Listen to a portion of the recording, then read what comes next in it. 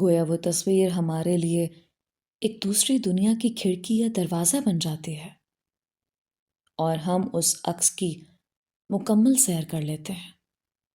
شہریار نے خوشی اور حیرت میں زور سے کہا، ہاں، بالکل یہی۔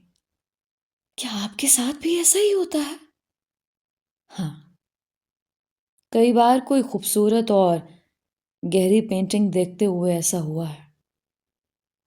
شاید ساری بات احساس اور دھیان دینے کی ہے۔ زندہ لمحے تصویر میں بھی جیتے ہیں اور آئینے کا سا اثر رکھتے ہیں۔ ہر تصویر کے پیچھے اس لمحے کی کہانی زندہ رہتی ہے، ہمیں بلاتی ہے، دیکھنے کی دعوت دیتی ہے۔ شہریار کا منہ حیرت سے کھلا ہوا تھا۔ اتنے میں دروازے پر دستک ہوئی اور نواب تیمور کمال صاحب کے ساتھ اندر آ گئے۔ کمال صاحب نے میری طرف دیکھا۔ بھائی عبداللہ میاں، رات بہت ہو چکی ہے، نواب صاحب کے آرام کا وقت ہے یہ، تو ہمیں چلنا چاہیے۔ میں نے معذرت چاہی۔ اوہ، معاف کیجیے گا، مجھے باتوں میں خیال ہی نہیں رہا۔ ہمیں اجازت ہے نواب صاحب؟ تبھی شہریار نے بے چینی سے باپ کی طرف دیکھا اور جلدی سے بولا، ابا جان، کیا ایسا نہیں ہو سکتا کہ پیر صاحب آج رات یہیں رک جائیں؟ نواب تیمور اور کمال صاحب دونوں نے ایک جھٹکے اور شدید حیرت کے ساتھ پلٹ کر میری طرف دیکھا۔ میں خود بھی شہریار کی طرف سے ایسی کسی فرمائش کی توقع نہیں کر رہا تھا۔ اس نے دھیرے سے سرگوشی نما آواز میں مجھے کہا، آپ جائیے گا نہیں؟ مجھے آپ کو کچھ بتانا ہے، بہت ضروری۔ مگر تب تک نواب تیمور ہمارے قریب آ چکا تھا۔ میں نے ان کے بیٹے سے کہا کہ یہ تہذیب کے خلاف ہے، میں کمال صاحب کا مہمان ہوں اور مجھے یقیناً اور بھی بہت سی مصروفیات درپیش ہوں گی۔ شہریار نے مایوسی سے میری طرف دیکھا۔ میں نے اسے تسلی دی، میں ابھی یہی ہوں کچھ روز اور تم سے پھر ملاقات ہوگی۔ شہریار اپنے باپ کے ساتھ ہمیں باہر کار پوش تک چھوڑنے کے لیے آیا اور مجھ سے دوبارہ آنے کا وعدہ لے کر واپس لوٹ گیا۔ نواب تیمور کے چہرے پر ابھی تک حیرت کے آثار نمایاں تھے۔ اتنے سالوں میں پہلی مرتبہ شہریار نے خود کسی کو گھر آنے کی دعوت دی ہے۔ دعوت دینا تو دور، وہ تو اب کسی سے بات بھی نہیں کرتا۔ لگتا ہے جو دم آپ نے اس پر ہمارے سامنے نہیں کیا، وہی دعا آپ نے تنہا کمرے میں اس کے سر پر ہاتھ رکھ کر کرتی ہے۔ اب آپ کو دوبارہ آنا ہوگا یہاں۔ میں نے سالوں بعد اپنے بیٹے کے چہرے پر مسکراہٹ اور اطمینان دیکھا ہے۔ اس کی ماں تو خوشی سے نہال ہو جائے گی یہ دیکھ کر۔ میں نے نواب سے وعدہ کیا کہ میں دوبارہ ضرور آؤں گا۔ اسے کیا خبر تھی کہ میں مہرو کے ملنے تک 1000 بار اس گھر کے چکر کاٹ سکتا تھا۔ ہمیں واپس بھی اسی گاڑی نے ہی گھر پہنچایا جس میں ہم گئے تھے۔ کمال صاحب راستے میں تو ڈرائیور اور محافظوں کی وجہ سے چپ رہے، مگر گھر میں داخل ہوتے ہی انہوں نے میرا ہاتھ پکڑ کر اپنے سامنے بٹھا لیا۔ یہ کیا ماجرا ہے عبداللہ میاں کہ پتھر بھی تمہارے سامنے بول پڑتے ہیں؟ ایسا کیا جادو کر دیا تھا تم نے اس نواب زادے پر کہ چند لمحوں کی ملاقات میں ہی وہ تمہیں اپنی جاگیر پر ٹھہرانے کے لیے مچل بیٹھا؟ اگر تہذیب کا تقاضا نہ ہوتا تو نواب صاحب تمہیں واپس کبھی نہ آنے دیتے۔ میں نے ان کے اندر امٹتا ہوا طوفان محسوس کر لیا تھا۔ انہیں برسوں بعد امید کی کوئی کرن دکھائی دے گئی ہے۔ میں نے کوئی جادو منتر نہیں پڑھا شہریار پر کمال صاحب، بس اس کے دل کی کچھ باتیں اپنے دل کے ساتھ بانٹی ہیں۔ انسان کو اس دنیا میں سب سے زیادہ ضرورت اس کے اندر پھیلے گھٹن اور غبار کو باتوں کی صورت میں سننے والے ایک اچھے سامع کی ہوتی ہے۔ میں بس کچھ دیر کے لیے وہی سامع بن گیا تھا اور کچھ نہیں کیا میں نے۔ کمال صاحب کو جیسے یقین نہیں آیا۔ جانے یہ سماعت کا کیسا ہنر ہے جو اس کے ماں باپ اور آس پاس کے لوگوں کے پاس نہیں ہے۔ بہرحال تم کہتے ہو تو مان لیتا ہوں۔ میں چپ رہا۔ میں انہیں کیا بتاتا کہ یہ ہنر میں نے سلطان بابا کے ساتھ میلوں میل سفر کے دوران بہت سیکھا تھا۔ وہ کہا کرتے تھے کہ ہر انسان کی ایک کنجی ہوتی ہے جسے وہ جلد یا بدیر کھل جاتا ہے۔ ہمارا کمال یہ ہے کہ ہم بہت سی کنجیوں کے گچھے میں سے وہ چابی ڈھونڈ نکالیں جس سے اس انسان کے دل پر لگا تالا کھلتا ہے، اور دل کی بات عموماً وہی ماسٹر کی ثابت ہوتی ہے۔ میں نے بھی صرف شہریار کی من پسند بات ہی تو کی تھی، مگر میں نہیں جانتا تھا کہ اس نواب زادے پر ان باتوں کا اتنا گہرا اثر ہوگا کہ اگلی شام ہی محل سے میرے لیے دوسرا بلاوا آ جائے گا۔ میں اپنے کمرے میں بیٹھا بخت خان کے بارے میں سوچ سوچ کر پریشان ہو رہا تھا کہ وہ اب تک نواب پور کیوں نہیں پہنچا۔ خدا نخواستہ کسی مشکل میں گرفتار نہ ہو گیا ہو۔ اچانک میرے دروازے پر دستک ہوئی اور کمال صاحب ہڑبڑاتے ہوئے سے کمرے میں داخل ہوئے۔ لگتا ہے اب مجھے ان حیرتوں کی عادت ڈال لینی چاہیے عبداللہ میاں۔ وہ محل سے تمہیں لینے کے لیے گاڑی آئی ہے۔ تمہیں نواب زادہ شہریار نے شام کی چائے کی دعوت بھیجی ہے، اور اس بار میں بھی مدعو نہیں ہوں۔ کمال صاحب کی معصومانہ شکایت سن کر میرے ہونٹوں پر مسکراہٹ در آئی۔ اچھا، تو پھر آپ انہیں جا کر صاف منع کر دیں کہ میں اپنے میزبان کی اجازت اور انہیں ساتھ لیے بنا کہیں نہیں جاتا۔ میرا قطعی فیصلہ سن کر کمال صاحب بھی ہنس پڑے۔ ارے نہیں، میں نے تو یوں ہی دل لگی کی خاطر شکایت کر دی تھی۔ دراصل میں خود یہ فیصلہ کیے بیٹھا تھا کہ اگلی بار اگر وہاں سے میرے لیے بلاوا آیا بھی تو میں کسی بہانے سے انکار کر دوں گا، کیونکہ میری موجودگی میں وہ لوگ تم سے کھل کر کوئی بات نہیں کر پائیں گے۔ اس لیے تمہارا تنہا جانا ہی بہتر ہے۔ کمال صاحب اتنے وزادار انسان تھے کہ انہوں نے آج تک کبھی مجھ سے یہ کریدنے کی کوشش بھی نہیں کی تھی کہ آخر میرا نواب تیمور سے ایسا واسطہ کیا ہے جس کے لیے میں یہ سارے پاپڑ بیل رہا ہوں۔ وہ جانتے تھے کہ وقت آنے پر میں انہیں خود سب کچھ بتا دوں گا۔ جب میں نواب کے محل میں داخل ہوا تو دور میناروں کے پیچھے کہیں دھوپ ڈھل رہی تھی۔ اس بار مجھے پورچ کے بجائے محل کے عقبی حصے میں اتارا گیا، جہاں ایک وسیع و عریض پھولوں والے لان میں شہریار اپنا کینوس سجائے بیٹھا میرا انتظار کر رہا تھا۔ نواب تیمور مجھے کہیں دکھائی نہیں دیے۔ شہریار کا چہرہ مجھے دیکھ کر کھل گیا۔ وہ جلدی سے میری طرف بڑھا اور سلام دعا کے بعد بولا، امی جان مجھ سے بہت ناراض ہو رہی تھیں کہ مجھے خود آپ کو لینے جانا چاہیے تھا، مگر میں آپ کے آنے سے پہلے اپنی ایک پینٹنگ مکمل کر کے آپ کو دکھانا چاہتا تھا۔ کل رات سے اسی کو بس آخری ٹچ دے رہا ہوں۔ امید ہے آپ کو میرا اس طرح اچانک بلانا برا نہیں لگا ہوگا۔ میں نے اسے تسلی دی کہ ایسی کوئی بات نہیں ہے۔ ہم فقیروں کو ایسے شاہانہ بلاووں اور استقبال کی عادت نہیں ہوتی۔ شہریار نے مجھے اپنی نئی پینٹنگ دکھائی۔ یہ اس کے اپنے محل کے کسی جھروکے یا بالکنی کی تصویر تھی، جس میں ایک خوبصورت مگر اداس لمبے سیاہ بالوں والی لڑکی دور سبزہ زاروں کی طرف دیکھتے ہوئے کسی کا انتظار کر رہی تھی۔ تصویر کی جزیات اس قدر مکمل تھیں کہ میں خود چند لمحوں کے لیے اس ڈھلتی شام، سرکتی دھوپ، جھروکا اور وہاں استادہ لڑکی کے انتظار میں کھو سا گیا۔ بہت خوب، تم نے اس لڑکی کے انتظار کی شدت اور اداسی پل بھر میں مجھے محسوس کروا دی ہے، لیکن شاید یہ تو تمہارے ہی اس محل کی کوئی کھڑکی یا چلمن ہے۔ شہریار نے خوش ہو کر میری طرف دیکھا۔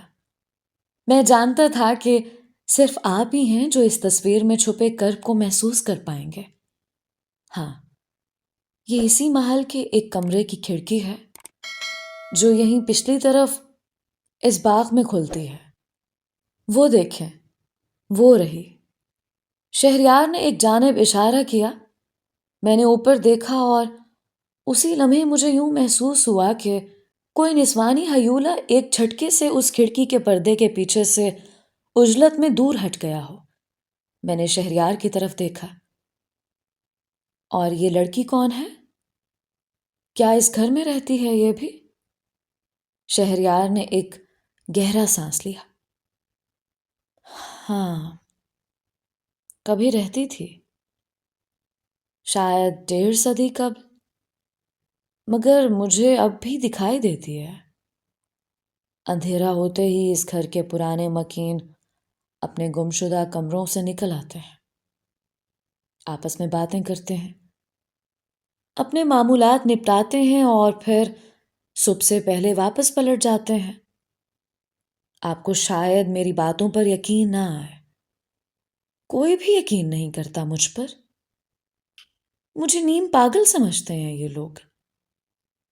آپ سے بھی میرا تعارف یہی کروایا گیا ہوگا یہاں بلانے سے پہلے، لیکن میں سچ کہہ رہا ہوں، میں یہ سب دیکھتا ہوں اور محسوس کرتا ہوں۔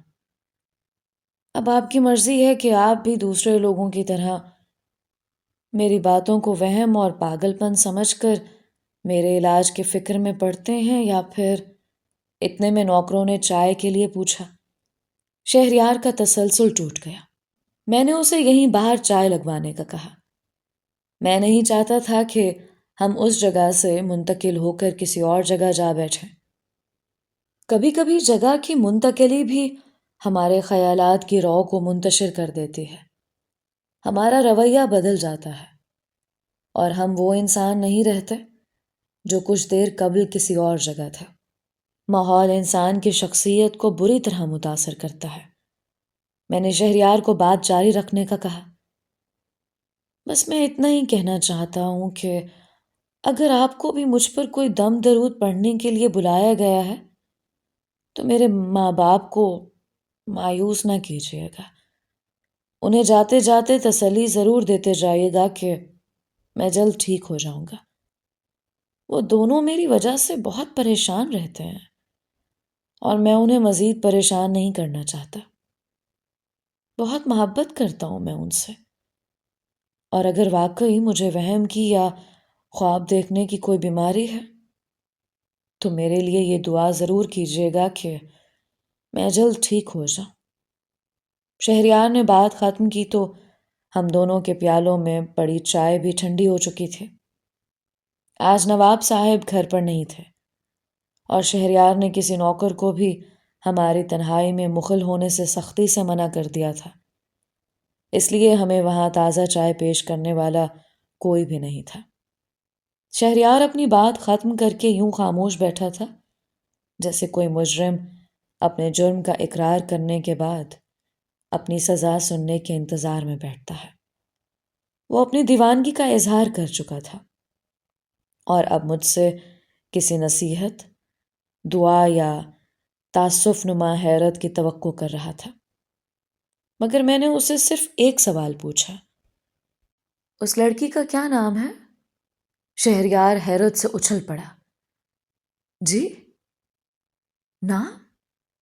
ہاں بھائی، جو تمہیں روز دکھائی دیتی ہے، تمہارے کمرے کی بالکنی میں کھڑی رہتی ہے، اس کا کوئی نام بھی تو ہوگا، کسی نے اسے پکارا ہوگا کبھی؟ جی جی، بالکل پکارا ہے۔ شہریار بے یقینی سے میری طرف دیکھتے ہوئے بولا۔ یملا دیوی ہے نام اس کا، وہ ہندو خاندان سے ہے۔ اس کا منگیتر اشوک برٹش آرمی میں بھرتی ہو کر اپنی کسی پوسٹنگ پر گیا ہوا ہے، مگر کافی عرصے سے اس کی کوئی خبر نہیں آئی، اسی لیے یملا اپنے کمرے کے جھروکے میں کھڑی اس کی راہ تکتی رہتی ہے۔ شہریار نے بات ختم کر کے میری طرف چور نظروں سے یوں دیکھا جیسے اسے اب ایک بے ساختہ کہکا سننے کی امید ہو۔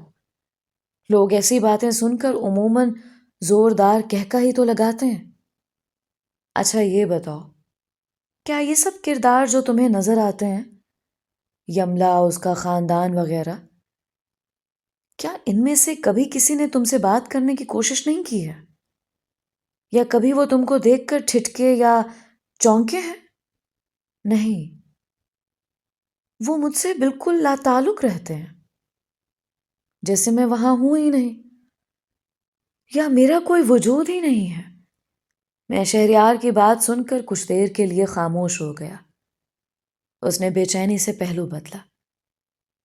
کیا سوچ رہے ہیں آپ؟ کیا واقعی میرا ذہنی توازن خراب ہو رہا ہے؟ یا مجھ پر کسی آسیب کا سایہ ہو گیا ہے؟ میں نے غور سے شہریار کی طرف دیکھا۔ نہیں، ایسا کچھ نہیں ہے۔ میں مانتا ہوں کہ تمہیں یہ سب کچھ دکھائی دیتا ہے۔ آدھی رات کو بیٹھے بٹھائے اس محل میں ان کرداروں کے لیے کبھی دن بھی نکل آتا ہوگا، اور رات میں بھی تمہیں ان کے دن، شام یا کسی بھی گزرتے وقت کے لمحے دکھائی دیتے ہوں گے۔ اس زمانے کی گاڑی یا بگھی آ کر دروازے پر رکتی ہوگی، یملا کی ماں اسے آوازیں دیتی سیڑھیاں چڑھ کر آتی ہوگی، سامنے آنگن میں پیڑ کے نیچے بچے کھیلتے شور مچاتے ہوں گے، نوکر نوکرانیاں ادھر ادھر بھاگتے کام کرتے دکھائی دیتے ہوں گے، گھر میں کبھی ہولی تو کبھی دیوالی کے تیوہار منائے جاتے ہوں گے، گرامو فون پر اس زمانے کی کجن بائی کے گیت گونجتے ہوں گے، یملا کے کمرے میں کھڑکیوں پر پڑے ہلکے رنگ کے پردے ہوا سے لہراتے ہوں گے، اس کی بیاض اور اس کی کتابیں میز اور ریک پر بکھری پڑی رہتی ہوں گی، اور بالوں کو باندھنے والا کلپ تکیے کے سفید غلاف سے باہر جھانکتا پڑا ملتا ہوگا۔ یملا کو کمرے کے فرش پر ننگے پاؤں چلنے کی عادت ہوگی، اور اس کے سلپر ہمیشہ بستر تلے پڑے رہتے ہوں گے۔ یکا شہریار جلدی سے اپنی جگہ سے اٹھا اور اس نے تڑپ کر میرے ہاتھ پکڑ لیا۔ ہاں ہاں، بالکل صحیح، 100% درست، یہی سب کچھ تو مجھے نظر آتا ہے، مگر آپ کو یہ سب کیسے پتا؟ کیا آپ کو بھی یہاں یہ سب نظر آ رہا ہے؟ مطلب یہ میری نظر کا دھوکہ نہیں ہے؟ آپ پہلے کہاں تھے؟ کوئی تو ہوتا جو میری گواہی دیتا، میری بات کو سمجھتا۔ بتائیں نا، کیا آپ کو بھی یہ سب دکھائی دیا یہاں؟ نہیں، میں نے خود ایسا کچھ نہیں دیکھا، لیکن میں نے صرف اپنا تخیل بیان کیا ہے تم سے۔ میں ایک عام انسان ہوں، تب بھی صرف تمہاری باتیں سن کر میرے تخیل میں یہ سب کچھ آ گیا۔ تو تم پھر ایک آرٹسٹ ہو، تو سوچو تمہارے تخیل کی پرواز کتنی اونچی ہوگی۔ شہریار نے مایوسی سے میری طرف دیکھا۔ تو کیا یہ سب میرا تخیل ہے؟ یہ کردار میرے اپنے ذہن کے گھڑے ہوئے ہیں؟ نہیں، میں نے یہ نہیں کہا۔ اور ایک بات اور، جو ہمارے تخیل میں آتا ہے وہ کہیں نہ کہیں وجود ضرور رکھتا ہے، جس کا کوئی وجود نہیں اس کا تخیل بھی نہیں۔ لیکن اتنا مکمل اور جڑا ہوا تخیل کیسے؟ شہریار ابھی تک الجھا ہوا تھا۔ میں نے اسے مثال دی۔ کچھ سال پہلے امریکہ کے خلائی تحقیق کے ادارے ناسا نے اپنی ایک خلا کی تحقیق کے دوران چند انجانی آواز کی لہریں پکڑ کر ریکارڈ کر لی تھی۔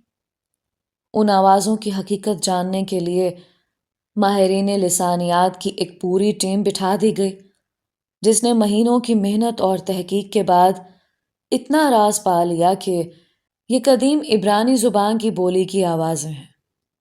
مگر عبرانی زبان کے ماہرین نے مزید تحقیق کی تو پتہ چلا کہ یہ عبرانی بولی اب تقریباً متروک ہو چکی ہے، لہٰذا اسے ڈی کوڈ کرنے کے لیے ساری دنیا سے عبرانی زبان کے محقق جمع کیے گئے، جنہوں نے دن رات کڑی جستجو اور ریسرچ کے بعد آخرکار وہ زبان سمجھ کر یہ اعلان کیا کہ یہ چند لوگوں کی آواز ہے جو آپس میں کسی جانور کے مر کر زندہ ہونے کے بارے میں بات کر رہے ہیں۔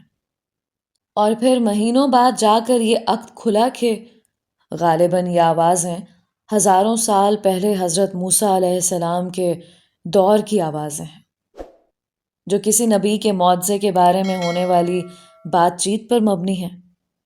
اس تحقیق سے یہ بات تو صاف ظاہر ہو گئی کہ آواز کی لہریں خلا میں ہمیشہ کے لیے تیرتی رہتی ہیں۔ سائنس کہتی ہے کہ انرجی یا توانائی کبھی ختم نہیں ہوتی، اپنی اقسام بدلتی رہتی ہیں۔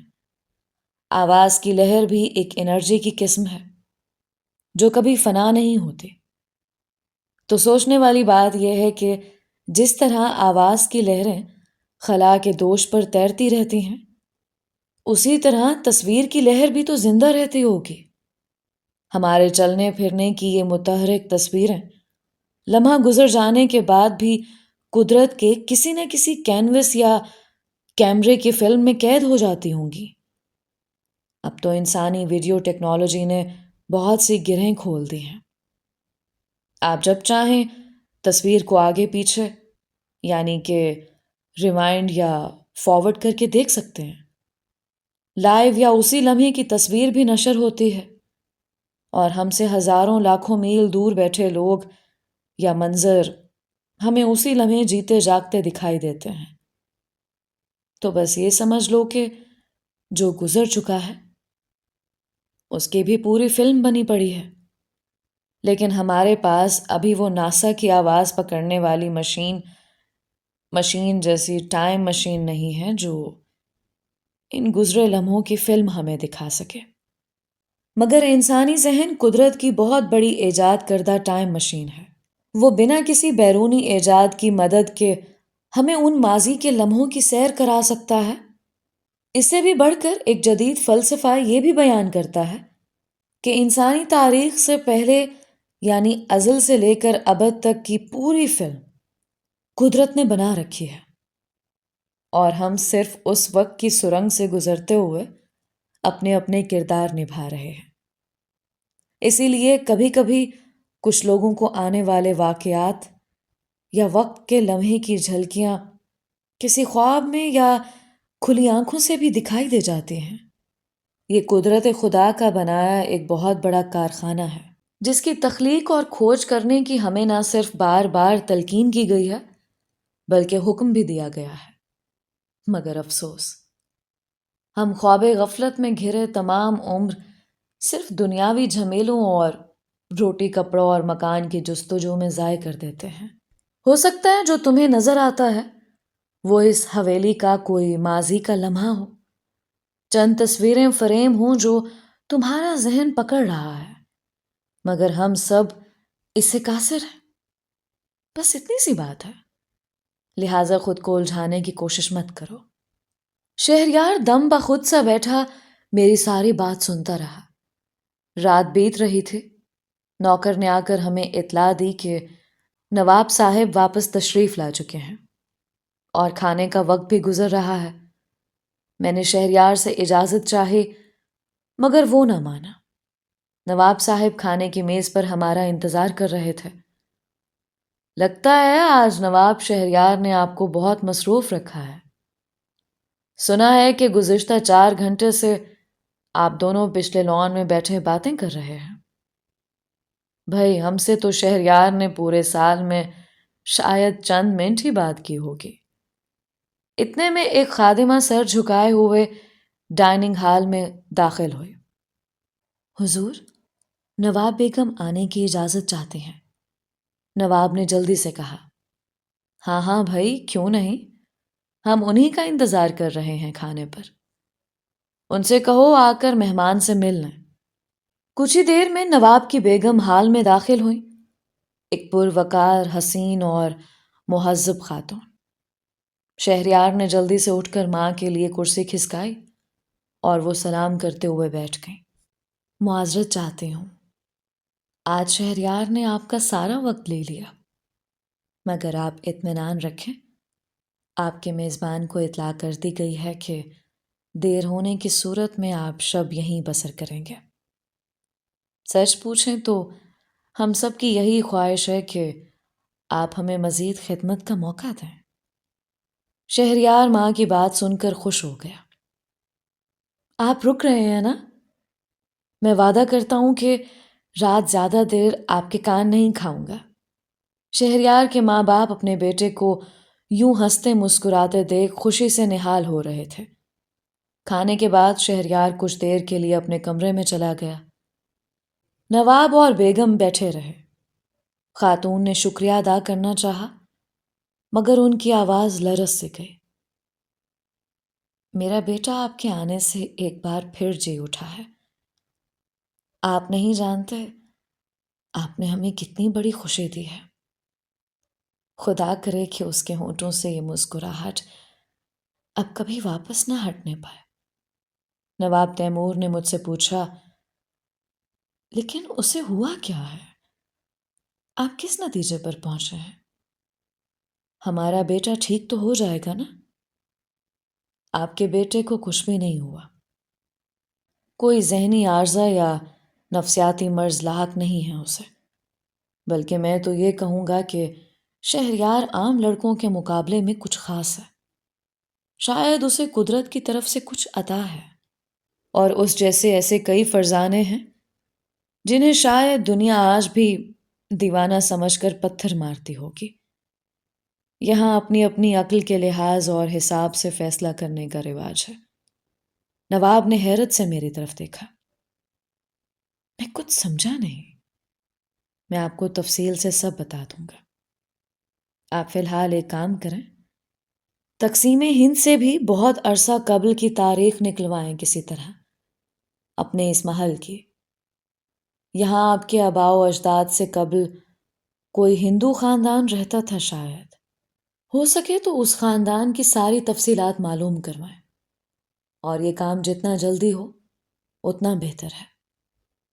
نواب نے رات ڈھلنے کی وجہ سے زیادہ بحث نہیں کی، اور مجھے شب بصری کے لیے خوابگاہ میں پہنچا دیا گیا تھا۔ مگر میں وہ رات سو کر ضائع کرنے والا کب تھا بھلا؟ میں نے پہلے ہی طے کر رکھا تھا کہ آدھی رات سب کے سو جانے کے بعد مہرو کی تلاش میں محل کو اچھی طرح چھانوں گا۔ گھڑی نے رات کے 3 بجائے تو میں آہستہ سے دروازہ کھول کر راہداری میں نکل آیا۔ یہ مہمان خانے کا خاص حصہ تھا، اور راہداری میں کمروں کی ایک طویل قطار تھی، مگر زیادہ تر کمرے بند تھے۔ میں ایک ایک کمرے کے دروازے کو چیک کرتے ہوئے آگے بڑھتا رہا۔ تبھی مجھے ایک کمرے میں اور کوئی غیر معمولی آہٹ محسوس ہوئی۔ شاید کوئی اندر موجود تھا۔ میں نے بے چینی سے دروازے کا ہینڈل گھمایا۔ دروازہ کھلا ہوا تھا۔ میری سانسیں رکنے لگیں۔ میں دروازہ دھکیل کر اندر داخل ہو گیا۔